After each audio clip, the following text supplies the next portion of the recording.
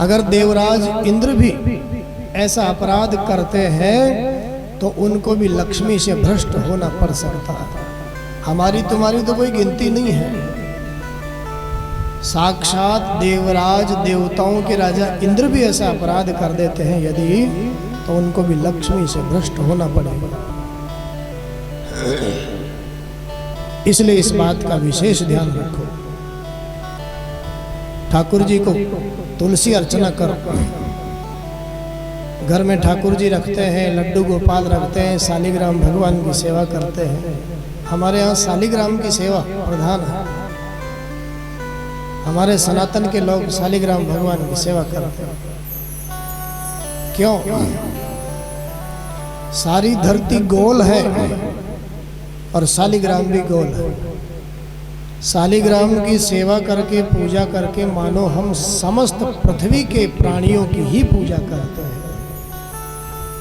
ऐसी उदार भावना हमारे सनातन की। ठाकुर जी के खूब तुलसी अर्चना करें, हम पुष्प चढ़ावें, माला पहनावें, भोग लगावें, लेकिन इस बात का जरूर ध्यान रखें जो चीज हमने ठाकुर जी को अर्पण करी है वो हमारे पांव के नीचे नहीं आनी चाहिए। हमारे संत शास्त्रों ने तो यहाँ तक वर्णन किया, जो चीज तुम अपने उपयोग में लेते हो हर चीज पहले अपने ठाकुर जी को अर्पण करो, अपने इष्ट को अर्पण करो, जो भी आपके ठाकुर जी हो, और फिर उसके बाद में आप उपयोग में ले। केवल भोजन ही नहीं, भोजन के अलावा भी आप नए कपड़े पहनते हो, पहले अपने ठाकुर जी को पहनाओ। हे ठाकुर जी, आज ये नए वस्त्र लेकर के आए हैं, पहले आप धारण करिए, फिर आपके प्रसाद के रूप में हम धारण करें। नए आभूषण पहनते हो, नए आभूषण बनवा करके पहले ठाकुर जी को अर्पण करो। हे प्रभु, आज ये नए आभूषण घर में आए हैं, पहले आप इनको धारण करें। प्रसाद बुद्धि से पदार्थों का उपयोग हम करेंगे तो हमारे जीवन में कभी विकृति नहीं आएगी, कभी अहंकार नहीं आएगा। हे प्रभु, जो कुछ हमारे पास में है वह आपका है, हम तो केवल इसकी देखरेख करने के लिए केवल आपके सेवक हैं बस। रोज उठ करके भी यही प्रार्थना करो और सोने से पहले भी यही प्रार्थना करो। नाथ सकल संपदा तुम्हारी, मैं सेवक समेत सुत नारी। हे प्रभु, जो कुछ भी जीवन में है सब आपका ही दिया हुआ, आपका ही है। मैं तो पत्नी बच्चों के साथ में बस आपका सेवक हूं। ऐसी प्रार्थना करेंगे तो कभी अहंकार जीवन में नहीं आएगा, बुद्धि में विकृति नहीं आएगी।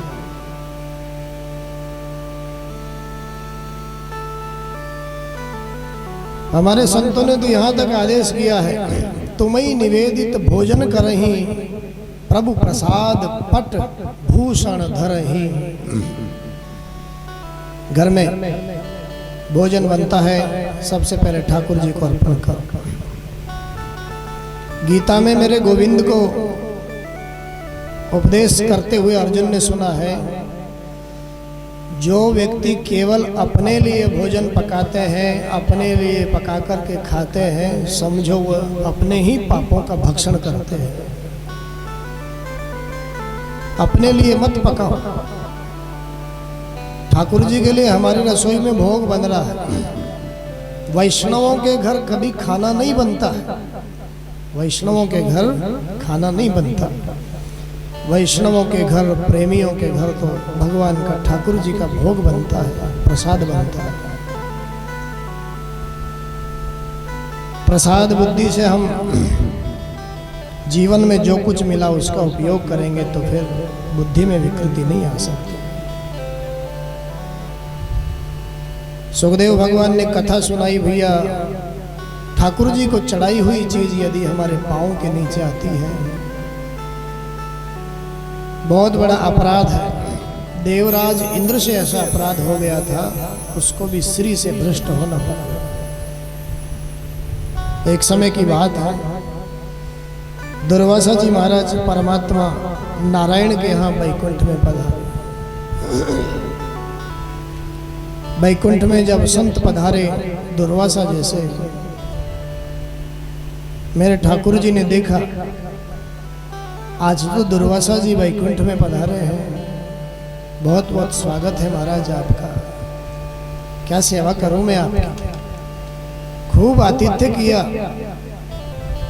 और उसके बाद में इतने प्रसन्न हुए, भोजन प्रसादी करवा करके संत को इतने प्रसन्न हुए। भक्त वत्सल है ना, संत वत्सल है नारायण, तो अपने गले की माला प्रसादी के रूप में उतार करके और संत दुर्वासा को पहना दिया।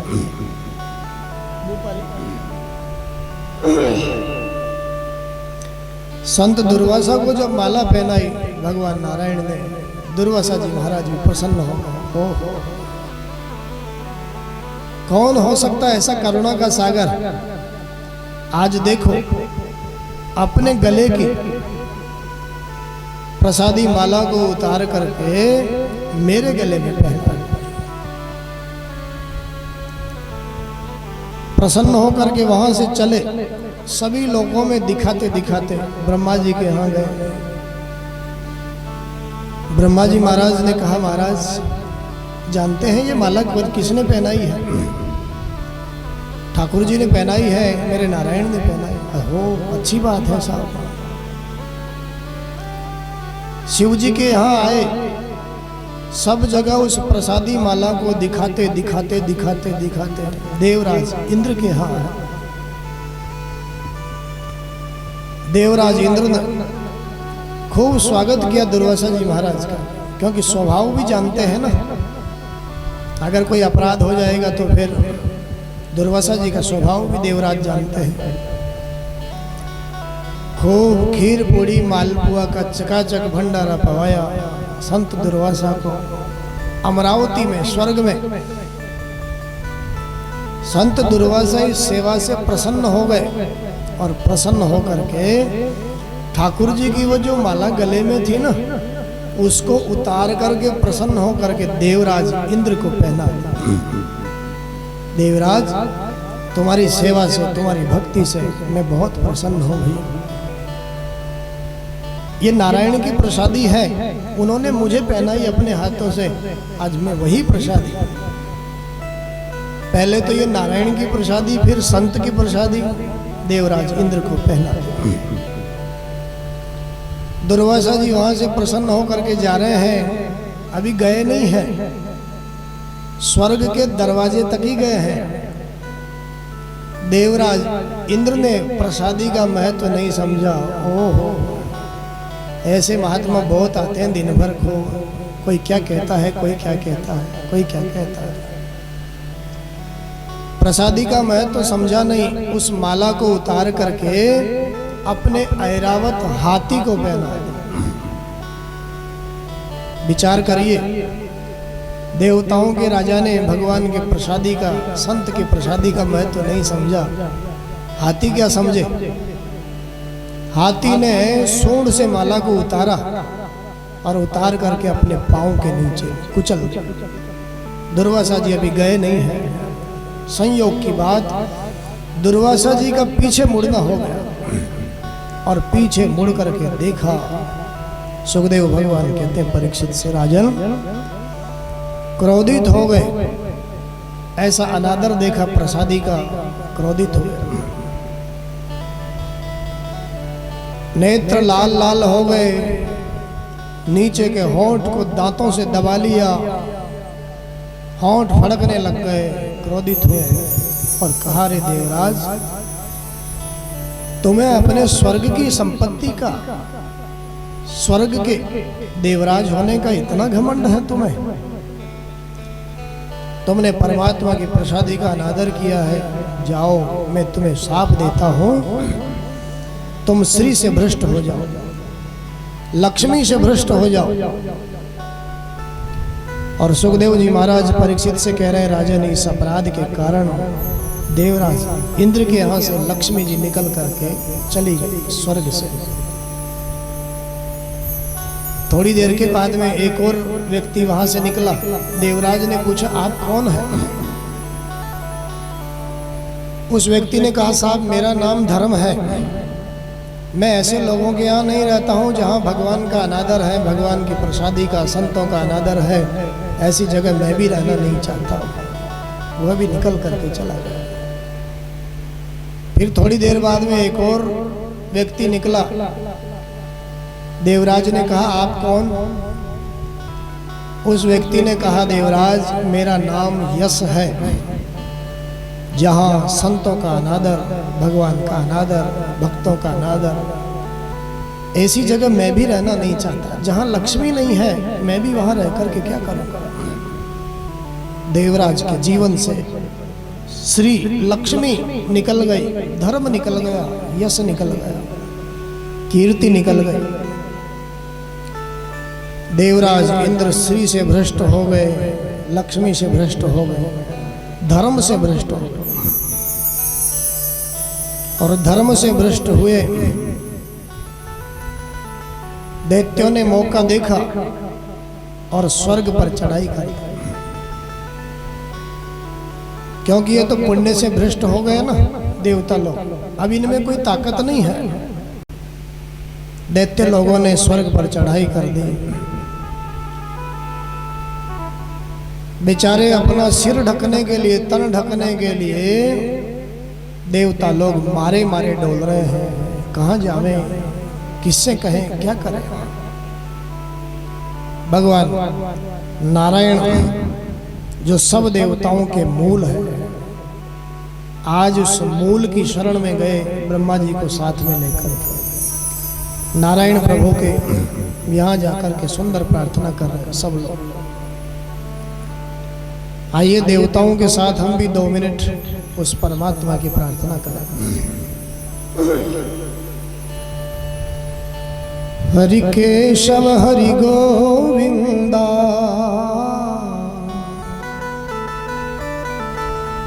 हरि माधव हरि गोविंदा,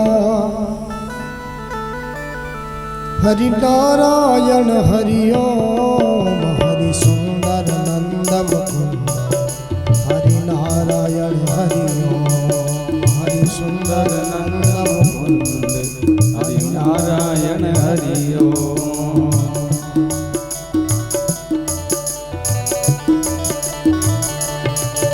हरि केशव हरि गोविंदा, हरि केशव हरि गोविंदा, हरि केशव हरि गोविंदा, हरि माधव हरि गोविंदा, हरि नारायण हरि ओम, हरि सुंदर नंद मुकुंद, हरि नारायण हरि ओम, हरि सुंदर नंद मुकुंद, हरि नारायण हरि ओम।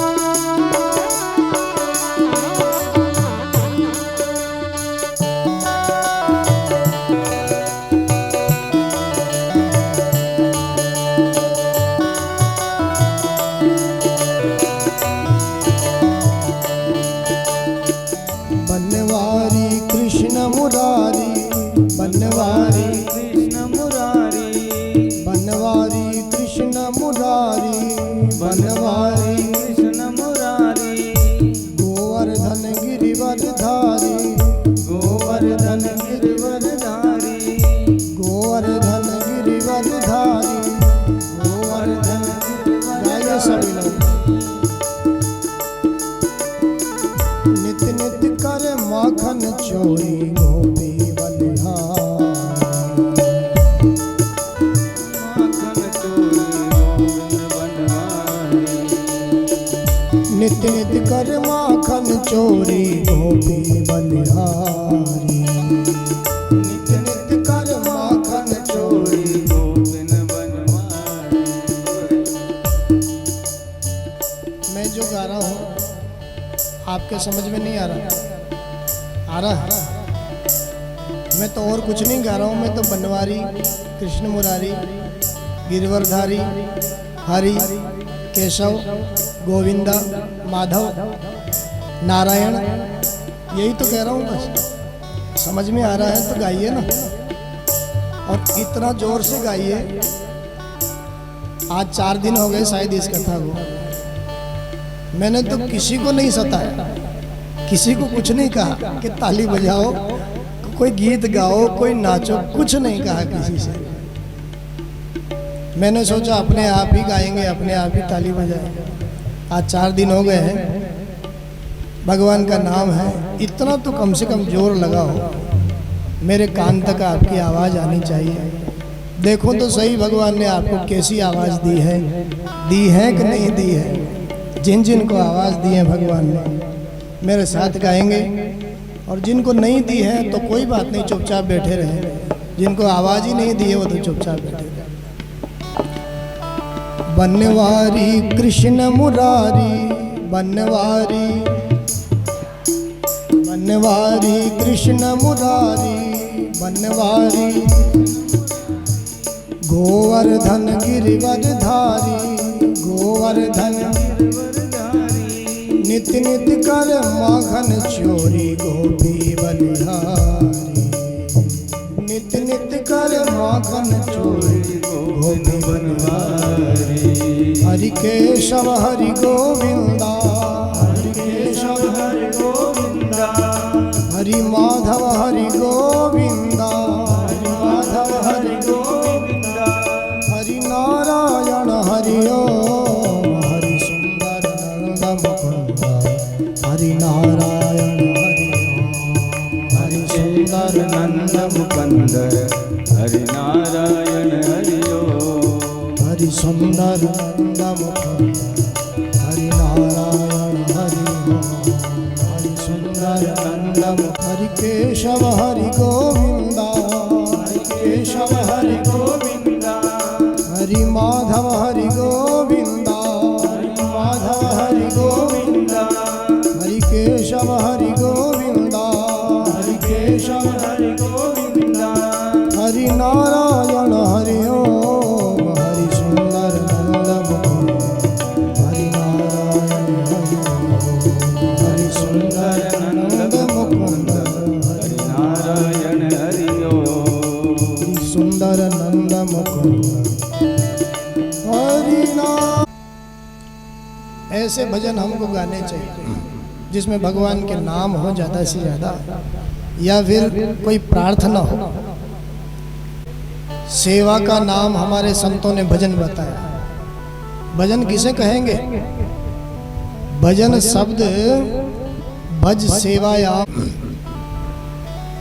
तो भैया सेवा का नाम ही भजन है। इस शरीर से हम ज़्यादा से ज़्यादा सेवा करें, वही भजन है। देर सा किया है, मैं भगवान होकर के भी तुम्हें नहीं बचा पा रहा, क्योंकि संत शास्त्रों ने कहा है अवश्यमेव भोक्तव्यम कृतम्।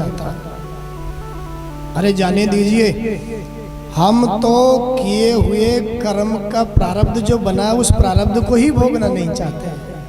आज का मानव क्यों नहीं भुगतना चाहते भैया? फसल तो तुमने ही बोई है, अब उसको काटेगा कौन? बोया पेड़ बबूल का, आम का। उस उपाय से तुम्हारा ये जीने मरने का जो झंझट है ना, हमेशा हमेशा के लिए समाप्त हो जाएगा। देवताओं ने कहा उपाय ही बताओ भगवान। भैया उपाय तो यही है, दैत्य लोग बलशाली हैं आजकल, उनके महाराज बलि महाराज, उनमें ताकत है। उनके साथ में संधि करके, मित्रता करके समुद्र का मंथन करें। समुद्र में अमृत का घड़ा रखा हुआ है, समुद्र मंथन से उसको प्रकट करिए, और फिर जब अमृत निकलेगा समुद्र से तो ये मेरा वचन है, मैं तुम लोगों को अमृत जरूर पिलाऊंगा। अमृत पीने से क्या होगा? ये जो रोज रोज का झगड़ा झंझट है ना मरने का, ये मरने का जीने का झंझट ही समाप्त हो जाएगा, अभय हो जाओगे तुम लोग। देवताओं ने कहा प्रभु बात तो अच्छी है। आज जाने लगे, भगवान ने वापस बुलाया देवराज इंद्र को और बुला करके कहा भैया मित्रता तो करो, लेकिन क्या मालूम है क्या तुम्हें दैत्यों के साथ में कैसी मित्रता करनी है, समझ करके तो जाओ।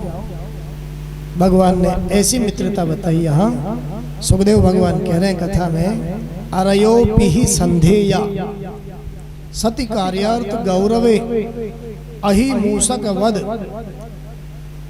देवा ह्यर्थस्य पदवीं गता। भगवान ने देवताओं से कहा भैया मित्रता तो करो, लेकिन कैसी मित्रता करो? आवाज तो समझ में आ रही है? कैसी मित्रता करो? सांप और चूहे के जैसी मित्रता करो, जैसी सांप और चूहे की मित्रता थी। देवताओं ने कहा कैसी मित्रता थी सांप और चूहे की? भगवान आप बताइए। भगवान ने कहानी सुनाई और कहा भैया सांप पकड़ने वाला एक सपेरा घूमते घूमते घूमते उसने कहीं से एक सांप पकड़ा,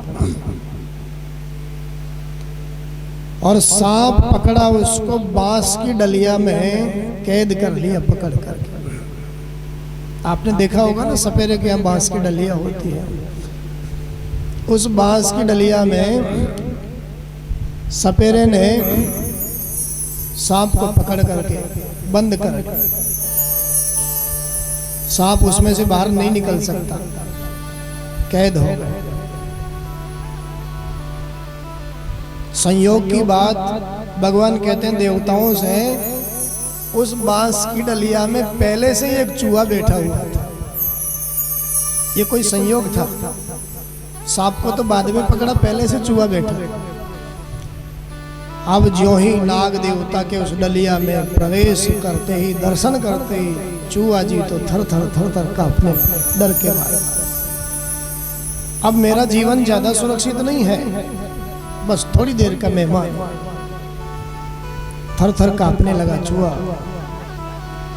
लेकिन सांप ने कहा भैया इस समय तेरी और मेरी दोनों की दशा एक जैसी है, और जिसकी दशा एक जैसी हो ना तो फिर उनको तो मित्र ही समझना चाहिए। एक जैसी स्थिति हो तो तेरी और मेरी जैसी एक जैसी स्थिति है, इस कारण से हम दोनों मित्र हैं, हम दोनों मित्र हो। डरने की कोई आवश्यकता नहीं है, तो मुझ पर विश्वास करो। क्यों घबराते हो? मैंने तो सुना है तुम्हारे पहने पहने दांत हैं, नुकीले नुकीले दांत हैं। मैंने तो ऐसा भी सुना है तुम लोगों की अलमारी में पहुंच करके उनकी महंगी महंगी साड़ियों को, कपड़ों को यूं ही कुतर देते हो 2 मिनट में। तो भैया हमारी तुम्हारी एक जैसी स्थिति, हम मित्र हैं, तो मैं तो कुछ नहीं कर सकता, लेकिन तुम इस डलिया में इतना सा छेद बनाओ अपने दांतों से जिससे तुम भी निकल जाओ और मैं भी निकल जाऊं। सांप ने जैसा जैसा कहा, चूहे ने सांप की सारी बातों पर विश्वास कर लिया। बोलिए भक्तवत्सल भगवान की जय हो। और सांप की बात पर विश्वास करके थोड़ी सी देर में ही अपने पहने दांतों से, नुकीले दांतों से उस बांस की डलिया में छेद कर दिया। सांप ने पीछे से देखा, मेरे निकलने लायक छेद हो चुका है। सांप ने, भगवान समझा रहे हैं देवताओं को ये बात, मेरे निकलने लायक छेद हो चुका है। ऐसा देख करके तुरंत उस चूहे को गपक से मुंह में रख करके पेट में खा गया। चूहे का राम नाम सत्य हो गया और उस छेद में से स्वयं सांप बाहर निकल करके डलिया से बाहर निकल गया। भगवान यहाँ समझा रहे हैं देवताओं को, भैया सच्ची मित्रता नहीं करनी है हृदय से, केवल ऐसी मित्रता करनी है बाहर से बस। अमृत तो मैं तुम्हें ही पिलाऊंगा ना, क्योंकि दैत्यों को अमृत पिलाने से कोई फायदा नहीं है।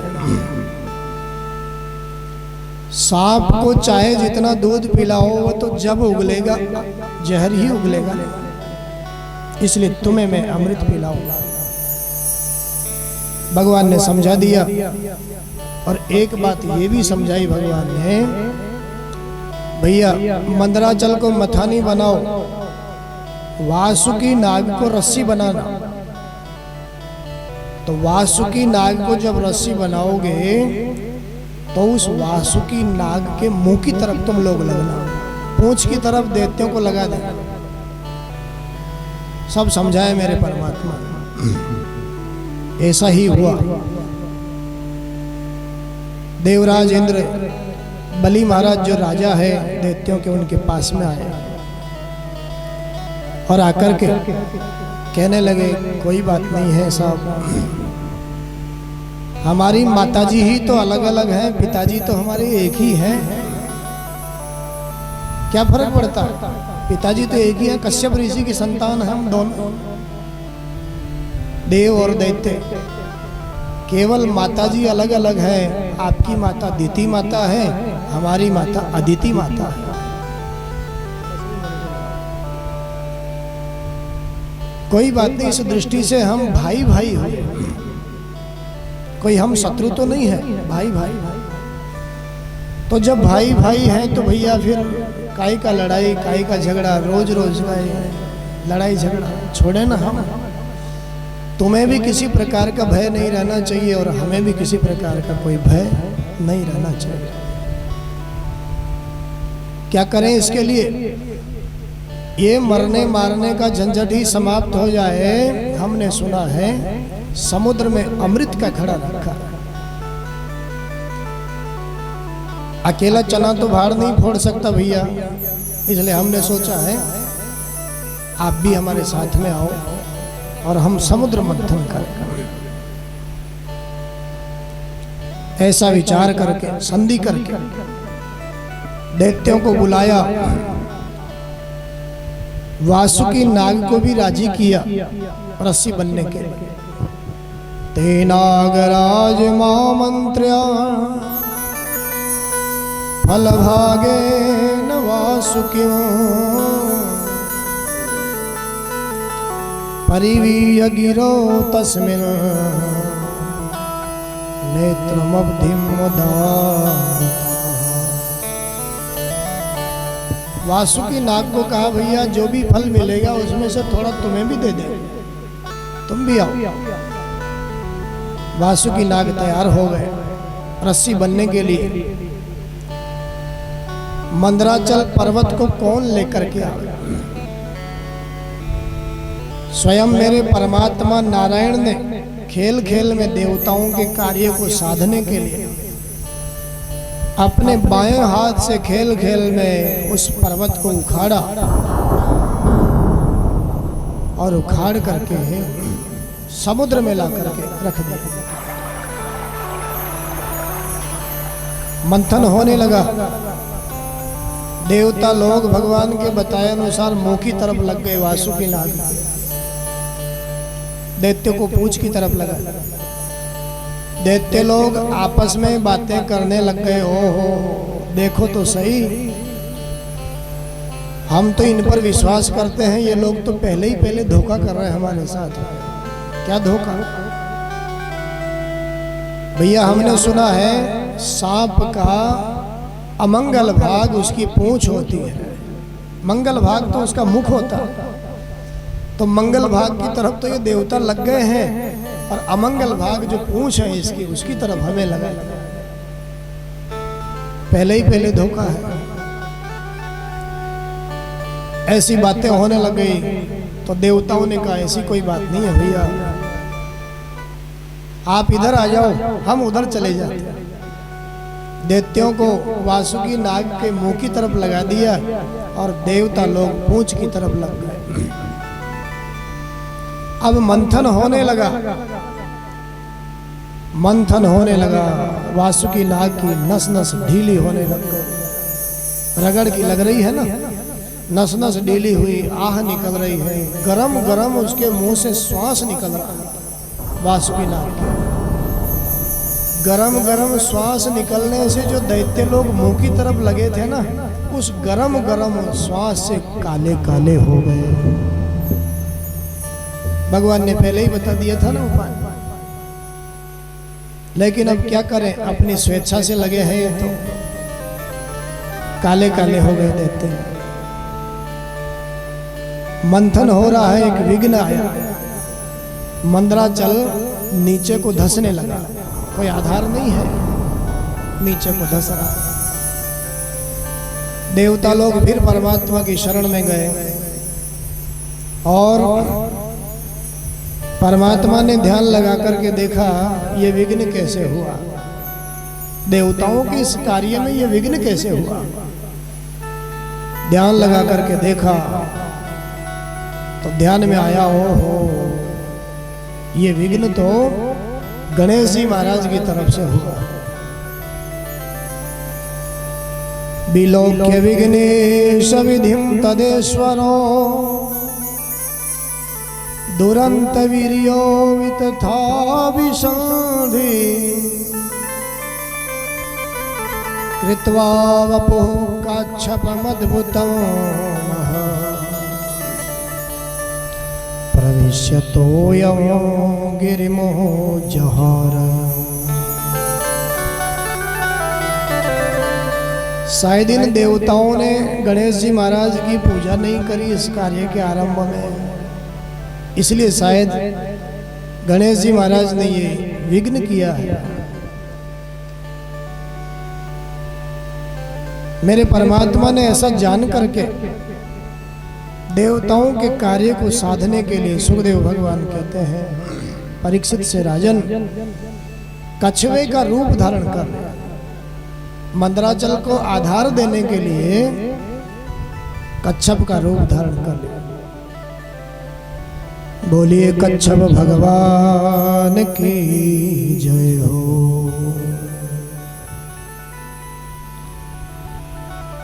कछुआ बनकर के मेरे नारायण ने अपनी पीठ पर मंदराचल को धारण कर लिया। अब मंदराचल नीचे को नहीं धंसता, खूब आपस में मंथन कर रहे हैं देवता और दैत्य लोग। कछुए का अवतार क्यों धारण कर लिया मेरे परमात्मा ने, यहां भी संतों का सुंदर भाव। इसलिए धारण कर लिया, एक बार की बात, भगवान रमा वैकुंठ में शेष सैया पर शयन कर रहे थे।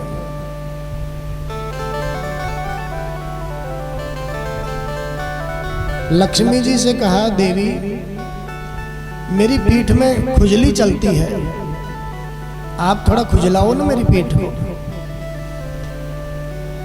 लक्ष्मी जी के कोमल कोमल हस्त कमल, कमल के समान हाथ लक्ष्मी जी के, भगवान के कोमल अंगों को देख करके लक्ष्मी जी ने अपने हाथों की छाया से खुजलाना प्रारंभ किया। छाया से भगवान कहते हैं थोड़ा जोर से खुजलाओ ना। लक्ष्मी जी ने अब स्पर्श करके हथेलियों से खुजलाना चाहा। भगवान ने कहा खुजली तो मिटती नहीं है, थोड़ा जोर से खुजलाओ। लक्ष्मी जी ने और जोर से खुजलाया, लेकिन लक्ष्मी है ना, कमल के समान कोमल हाथ, भगवान की खुजली नहीं मिटी। भगवान ने कहा खुजली नहीं मिटती है, थोड़ा और जोर से खुजलाओ ना। लक्ष्मी जी कहती है मैं कोई सुरपन का थोड़े हूं जो मेरे कोई बड़े बड़े नाखून हो, मैं तो लक्ष्मी हूं ना। लक्ष्मी के बड़े बड़े नाखून नहीं होते, बड़े बड़े लंबे लंबे नाखून तो शूरपनखा के होते हैं। शूरपनखा का मतलब ही यही है, सूप जैसे लंबे लंबे नाखून जिसके हों वह शूर्पणखा। तो मैं तो महाराज लक्ष्मी हूँ, और लक्ष्मियों के तो लंबे लंबे बड़े बड़े नाखून नहीं होते। आजकल तो ये फैशन सा चला हुआ है लंबे लंबे नाखून रखने का। हाँ, बड़े बड़े नाखून। कहीं कहीं तो देखा जाता है साहब साल 2 साल से नाखून पाले हुए हैं साहब। सामने बैठ जाता हुआ आदमी, ऐसा लगता भैया तुम तो दूर बैठो, कहीं तुम्हारा हाथ इधर उधर हो गया तो आंख ही फूट जाए। हमारे हाथ में ये 5 उंगलियां हैं, कुछ न कुछ काम आती हैं। हमारा जो अंगूठा है, बहुत समझने की बात, संत शास्त्रों ने बताया। दूसरे के कभी तिलक करना पड़े ना हमें, ऐसा मौका भगवान दे दे, तो अंगूठे से तिलक लगाओ। और तिलक कैसे लगाओ? इस अंगूठे से नीचे से ऊपर की ओर तिलक लगाओ। भावना क्या है भैया? तुम्हारे जीवन में खूब उन्नति हो। ये तिलक इसी भावना से किया जा रहा है, नीचे से ऊपर की ओर तुम्हारा जीवन जाए, खूब प्रगति हो, समृद्धि हो, उन्नति जीवन में हो। अंगूठे से दूसरे के तिलक लगाने का काम करो। कभी पितरों की पूजा करने का अवसर मिले तो फिर अंगूठे के पास वाली अंगुली, जिसका नाम तर्जनी अंगुली, अंगूठे के पास वाली अंगुली का नाम तर्जनी अंगुली, पितरों के पूजा करना पड़ जाए, तिलक लगाने का अवसर मिले तो इस तर्जनी अंगुली से पितरों को तिलक करो, पूजा करो।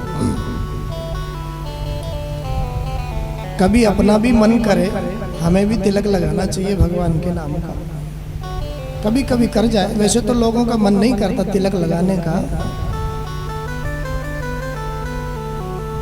कभी मन करे तो बीच की अंगुली, सबसे बड़ी अंगुली जिसका नाम मध्यमा, मध्यमा अंगुली से अपने तिलक लगाओ, स्वयं के तिलक लगाओ। लगाना चाहिए रोज तिलक। जिसको भी हमने इष्ट बनाया है उसके नाम का तिलक हमें अपने जीवन में रोज नित्य प्रति धारण करना चाहिए। तिलक लगाने का मतलब जिसका तिलक लगा रहे हैं ना, हम उसके हो चुके हैं।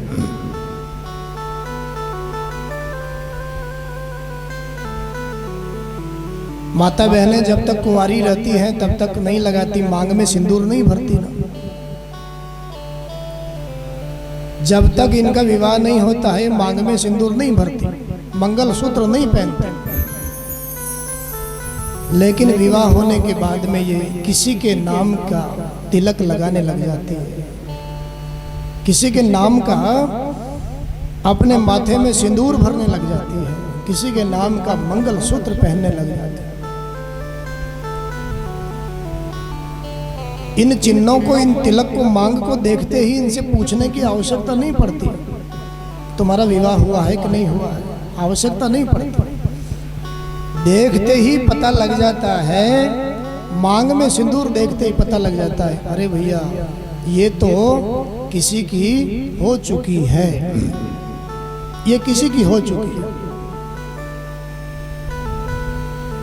भैया हमारे माथे पर भी जब यमराज के दूत इस धरती पर डोलते रहते हैं, जब हमारे माथे पर भी राम का, कृष्ण का, नारायण का तिलक देखेंगे तो फिर उन्हें बताने की जरूरत नहीं पड़ेगी, वो देखते ही समझ जाएंगे भैया ये जीव तो किसी का हो चुका है।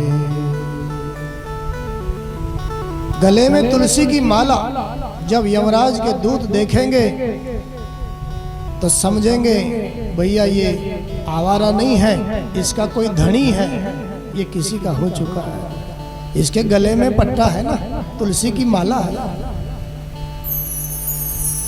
तो तिलक लगाना चाहिए। जो भी अपना इष्ट हो उसके नाम का तिलक लगावे हम, किसी के बने। तिलक का मतलब हम किसी के होवे, हमारा कोई धनी बने। देवताओं की पूजा अर्चना करने का कभी ठाकुर जी अवसर देवें तो फिर मध्यमा बीच की अंगुली के बगल वाली जो अंगुली है, इस अंगुली को अनामिका कहते हैं। अनामिका, छोटी अंगुली के बगल वाली अनामिका। देवताओं की उपासना, तिलक पूजा इस अंगुली से हमें करनी चाहिए। किसी ने कहा साहब सबका बता दिया, ये अंगुली क्या काम आती है? हमारे संतों ने कहा भैया वैसे तो कोई काम नहीं आती थी, पहले तो इनके साथ में ही जुड़ी हुई है, लेकिन आजकल तो नाखून बढ़ाने के काम आती है। आजकल तो लंबे लंबे नाखून रखने के काम आते हैं। बोलिए भक्तवत्सल भगवान की जय हो।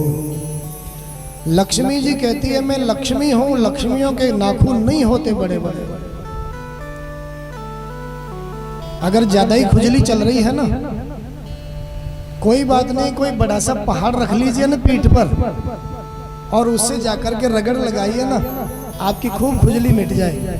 मेरे परमात्मा दया के सागर नारायण ने लक्ष्मी जी के इस भाव को स्वीकार किया और स्वीकार करके आज कछुआ बनकर के कच्छप का रूप धारण करके आए। मंदराचल के नीचे अपनी पीठ को लगा दिया। दैत्य और देवता मंथन कर रहे हैं। अब खूब रगड़ की लग रही है भगवान के, खूब खुजली मिट रही है, खूब रगड़ लग रही है। बोलिए भक्तवत्सल भगवान की जय। मंथन प्रारंभ हुआ, भगवान ने सारे के सारे विघ्नों को दूर कर दिया। काय के लिए मंथन कर रहे हैं देवता और दैत्य? अमृत के लिए कर रहे हैं ना।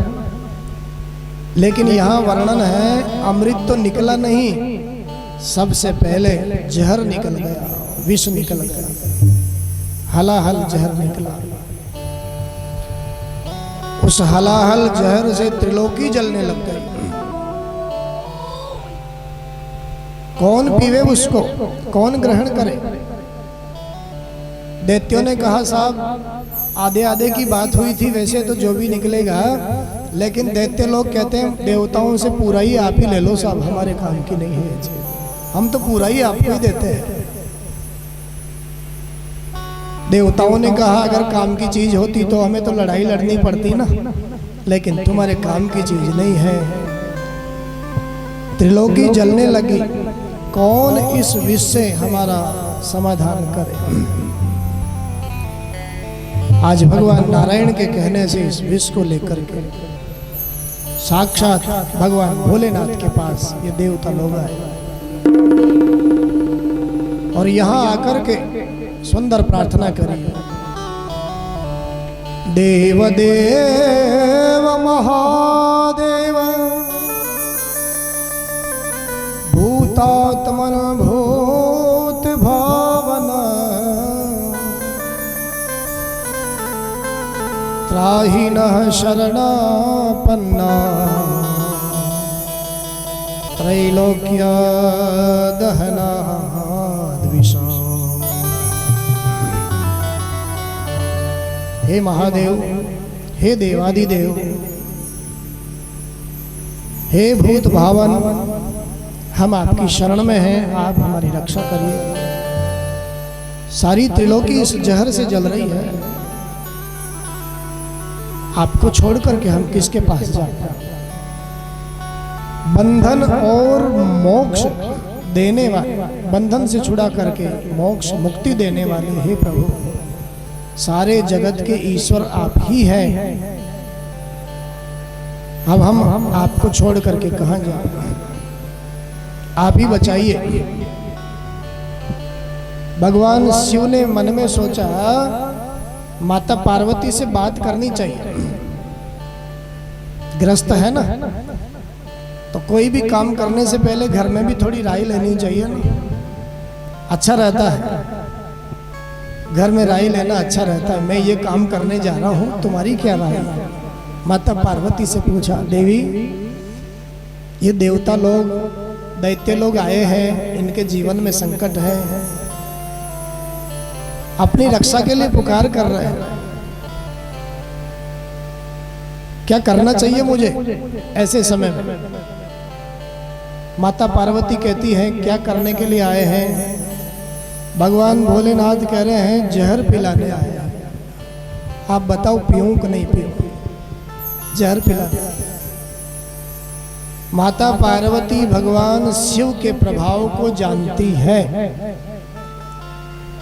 इसलिए कह दिया हे भोलेनाथ, अगर हमारे जहर पीने से यदि जगत का कल्याण होता है तो आप जरूर उस जहर को पीजिए। हमारे जहर पीने से ही यदि विश्व का कल्याण होता है तो मेरी तरफ से यही राय है, आप जरूर उस जहर को पीजिए। आजकल की धर्म पत्नी कहती क्या ये बात? हाथ पकड़ करके खींच करके घर में ले जाती, चलो तुम तो यहाँ से ज्यादा पटेल मत बनो, अपने घर की संभाल लो, वही बहुत है। लेकिन माता पार्वती तो भगवान शिव का महत्व जानती है और जान करके कह दिया हमारे जहर पीने से यदि देवता लोग अमृत पिलाने तो नहीं आते, अगर अमृत निकलता तो न दैत्य आते, न दानव आते, न देवता आते, लेकिन जहर निकला है, इनके काम की चीज नहीं है। फिर भी अगर इनका कल्याण होता है तो आप जहर पीजिए। सुखदेव भगवान कहते हैं माता पार्वती ने जब कहा ततः करतली कृत्या व्यापिहालाहलं विषं अभक्षयं महादेव कृपया भूत भावना।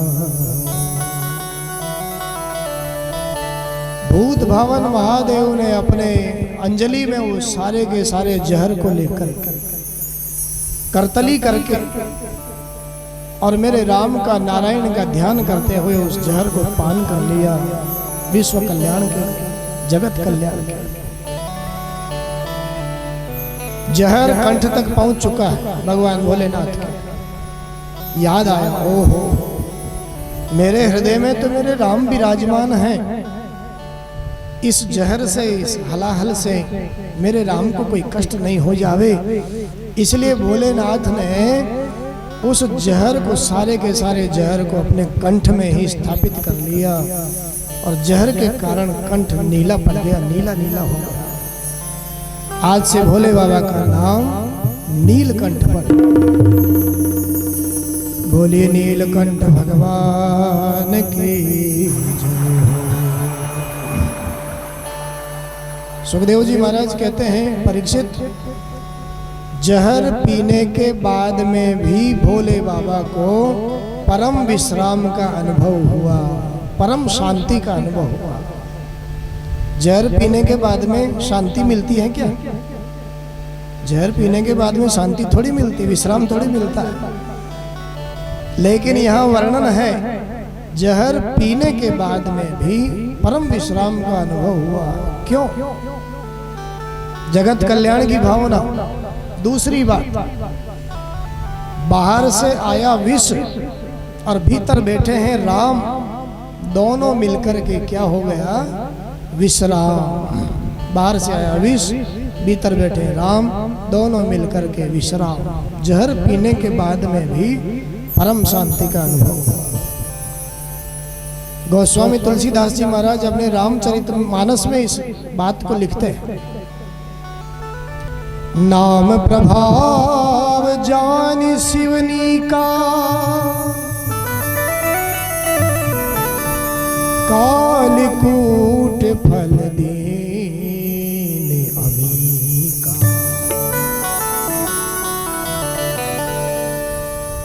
भगवान शिव ने पिया तो जहर है दुनिया की नजर में, लेकिन जहर पीने के बाद भी उनको फल अमृत का ही मिला है। बहुत विचार करने की बात है। अपने अपने स्वार्थ सिद्धि के लिए अमृत पीने वाले देवता देव ही रह गए और जगत कल्याण के लिए जहर पीने वाले भगवान शिव महादेव बन गए। कैसा करुणा का जीवन है भगवान भोलेनाथ का, देवताओं ने। सुंदर प्रार्थना करी, धन्यवाद दिया। हे प्रभु आपने हमें बचाया। मुख से जप ले नमः शिवाय, मुख से जप ले नमः शिवाय, मुख से जप ले नमः शिवाय, मुख से जप ले नमः शिवाय। तेरा पल पल बीता जाए, मुख से जप ले नमः शिवाय। तेरा पल पल बीता जाए, मुख से जप ले नमः शिवाय।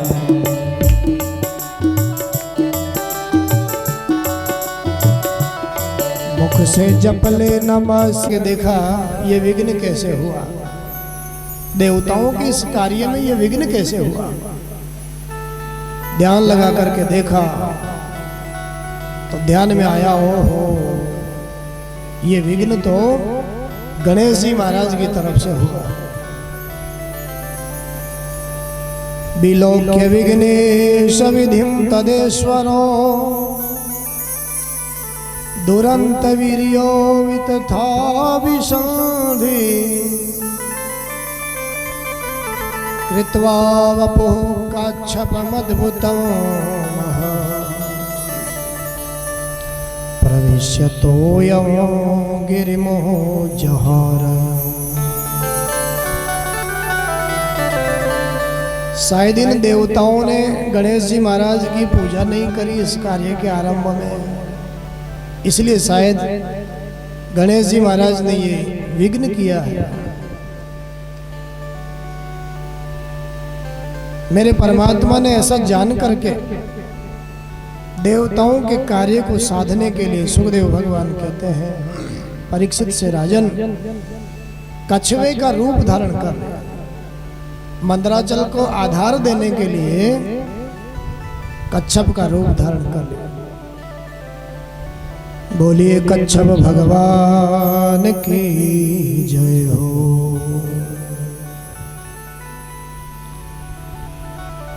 कछुआ बनकर के मेरे नारायण ने अपनी पीठ पर मंदराचल को धारण कर लिया। अब मंदराचल नीचे को नहीं धंसता, खूब आपस में मंथन कर रहे हैं देवता और दैत्य लोग। कछुए का अवतार क्यों धारण कर लिया मेरे परमात्मा ने, यहां भी संतों का सुंदर भाव। इसलिए धारण कर लिया, एक बार की बात, भगवान रमा वैकुंठ में शेष सैया पर शयन कर रहे थे।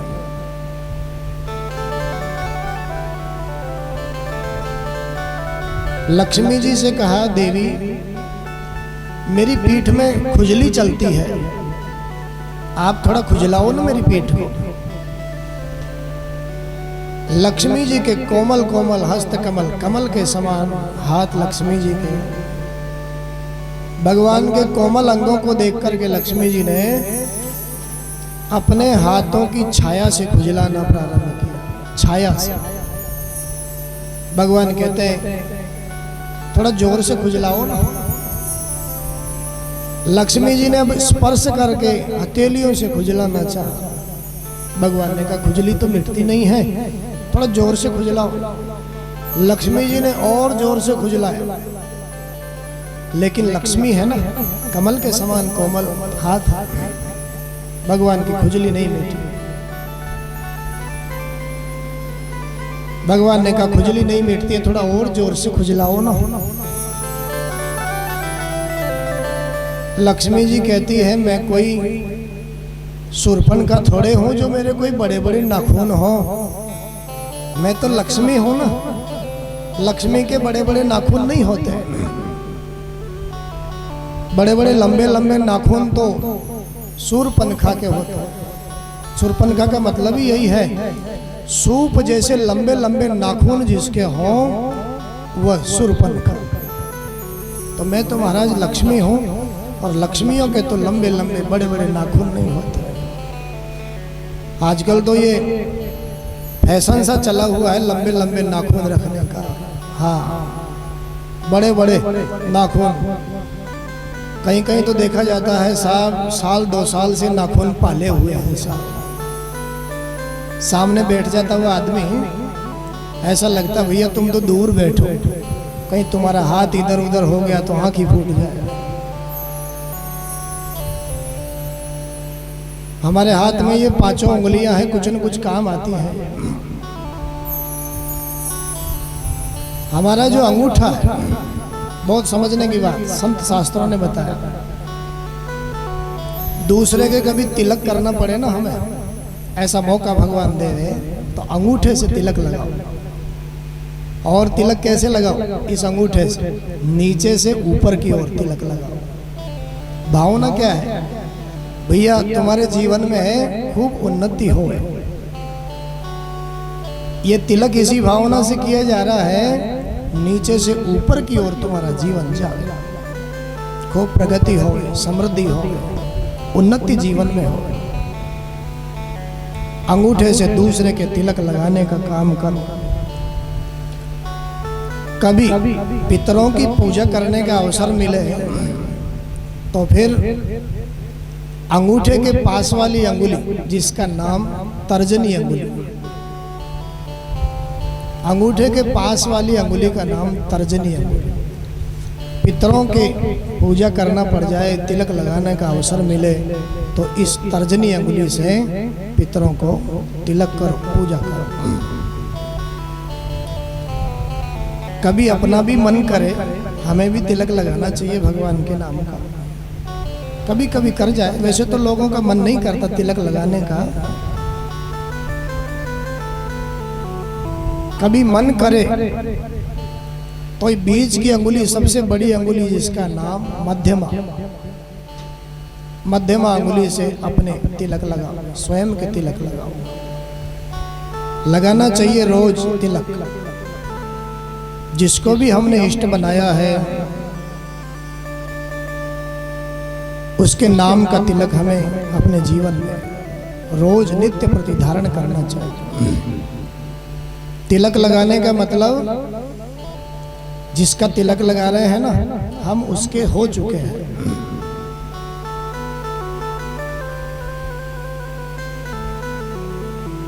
माता बहनें जब तक कुंवारी रहती हैं तब तक नहीं लगाती, मांग में सिंदूर नहीं भरती ना।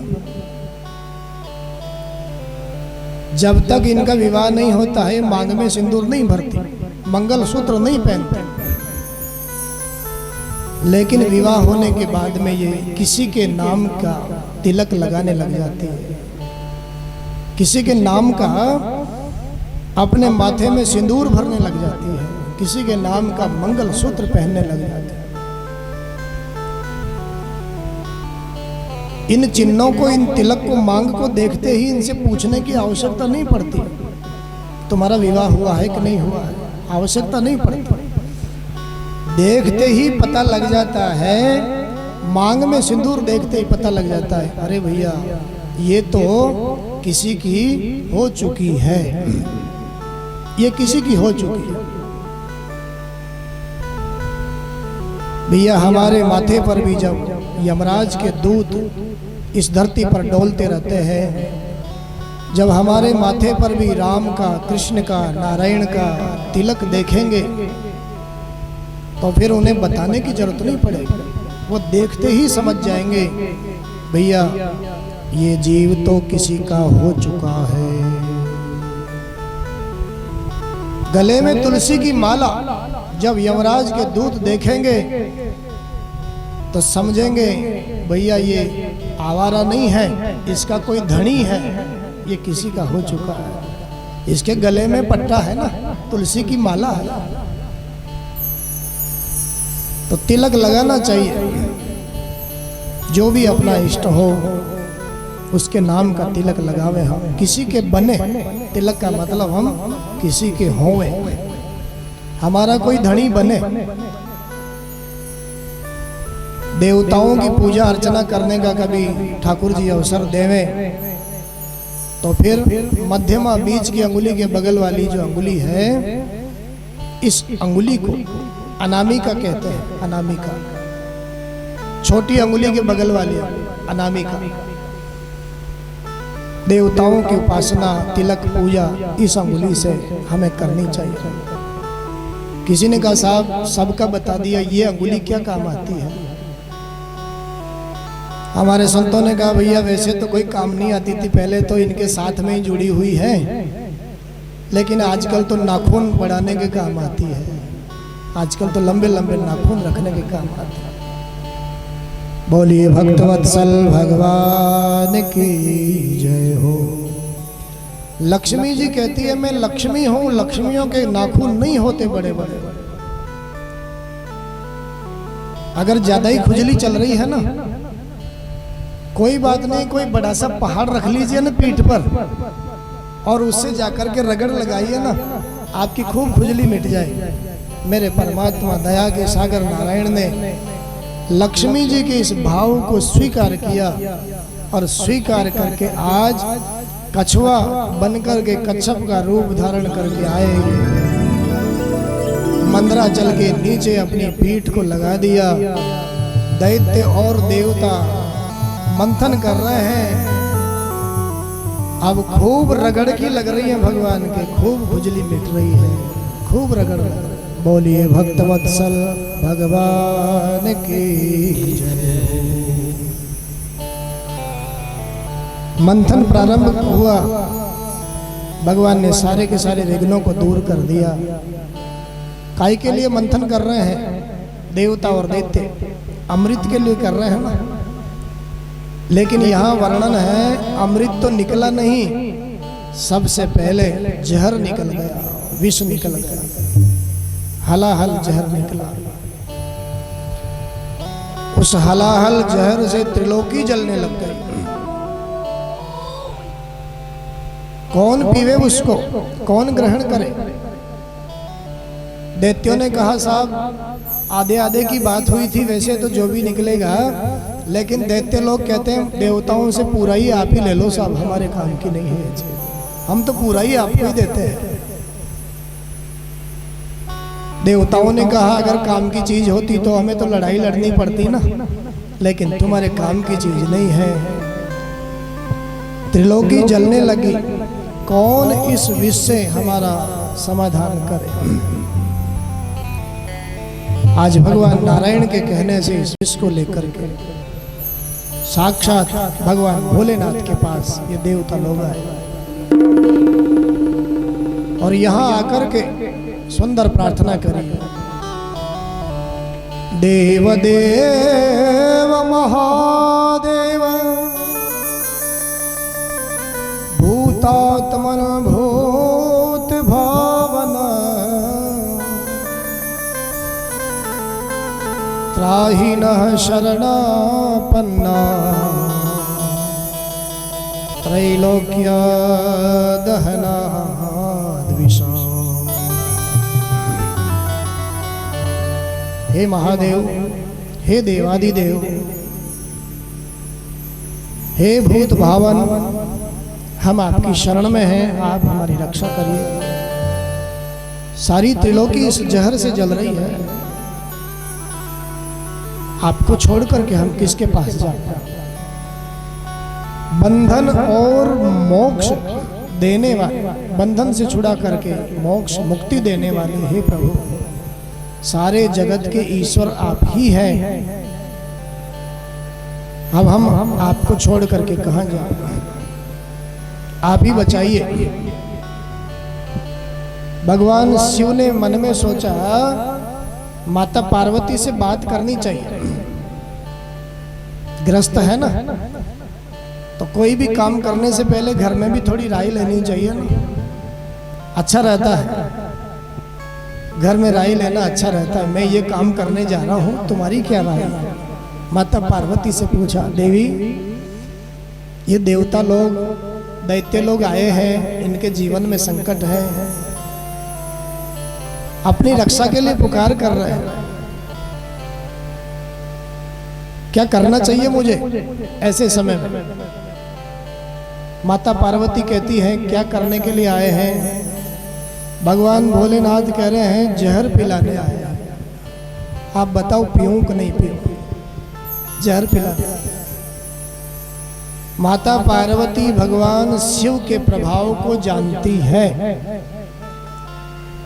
इसलिए कह दिया हे भोलेनाथ अगर हमारे जहर पीने से यदि जगत का कल्याण होता है तो आप जरूर उस जहर को पीजिए। हमारे जहर पीने से ही यदि विश्व का कल्याण होता है तो मेरी तरफ से यही राय है, आप जरूर उस जहर को पीजिए। आजकल की धर्म पत्नी कहती क्या ये बात, हाथ पकड़ करके खींच करके घर में ले जाती, चलो तुम तो यहाँ से ज्यादा पटेल मत बनो, अपने घर की संभाल लो, वही बहुत है। लेकिन माता पार्वती तो भगवान शिव का महत्व जानती है और जान करके कह दिया, हमारे जहर पीने से यदि देवता लोग अमृत पिलाने तो नहीं आते, अगर अमृत निकलता तो न दैत्य आते, न दानव आते, न देवता आते, लेकिन जहर निकला है, इनके काम की चीज नहीं है। फिर भी अगर इनका कल्याण होता है तो आप जहर पीजिए। सुखदेव भगवान कहते हैं, माता पार्वती ने जब कहा, ततः करतली कृत्या व्यापिहालाहलं विषं अभक्षयं महादेव कृपया भूत भावना। भूत भावन महादेव ने अपने अंजलि में वो सारे के सारे जहर को लेकर करतली करके और मेरे राम का नारायण का ध्यान करते हुए उस जहर को पान कर लिया, विश्व कल्याण के, जगत कल्याण के। जहर कंठ तक पहुंच चुका है भगवान भोलेनाथ के। याद आया, ओहो मेरे हृदय में तो मेरे राम विराजमान हैं, इस जहर से, इस हलाहल से मेरे राम को कोई कष्ट नहीं हो जावे। इसलिए भोलेनाथ ने उस जहर को, सारे के सारे जहर को अपने कंठ में ही स्थापित कर लिया और जहर के कारण कंठ नीला पड़ गया, नीला नीला हो गया। आज से भोले बाबा का नाम नीलकंठ पड़। बोलिए नीलकंठ भगवान की जय। सुखदेव जी महाराज कहते हैं, परीक्षित, जहर पीने के बाद में भी भोले बाबा को परम विश्राम का अनुभव हुआ, परम शांति का अनुभव हुआ। जहर पीने के बाद में शांति मिलती है क्या? जहर पीने के बाद में शांति थोड़ी मिलती, विश्राम थोड़ी मिलता है। लेकिन यहाँ वर्णन है, जहर पीने के बाद में भी परम विश्राम का अनुभव हुआ। क्यों?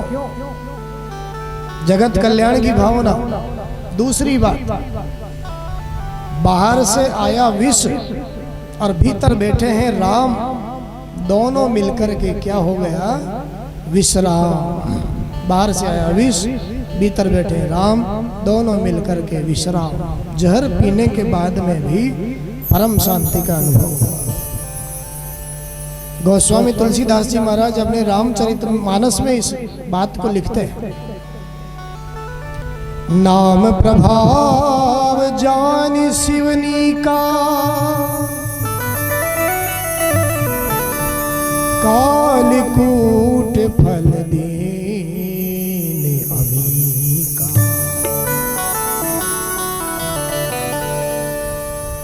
भगवान शिव ने पिया तो जहर है दुनिया की नजर में, लेकिन जहर पीने के बाद भी उनको फल अमृत का ही मिला है। बहुत विचार करने की बात है। अपने अपने स्वार्थ सिद्धि के लिए अमृत पीने वाले देवता देव ही रह गए और जगत कल्याण के लिए जहर पीने वाले भगवान शिव महादेव बन गए। कैसा करुणा का जीवन है भगवान भोलेनाथ का। देवताओं ने सुंदर प्रार्थना करी, धन्यवाद दिया, हे प्रभु आपने हमें बचाया। मुख से जप ले नमः शिवाय, मुख से जप ले नमः शिवाय, मुख से जप ले नमः शिवाय, मुख से जप ले नमः शिवाय। तेरा पल पल बीता जाए, मुख से जप ले नमः शिवाय। तेरा पल पल बीता जाए, मुख से जप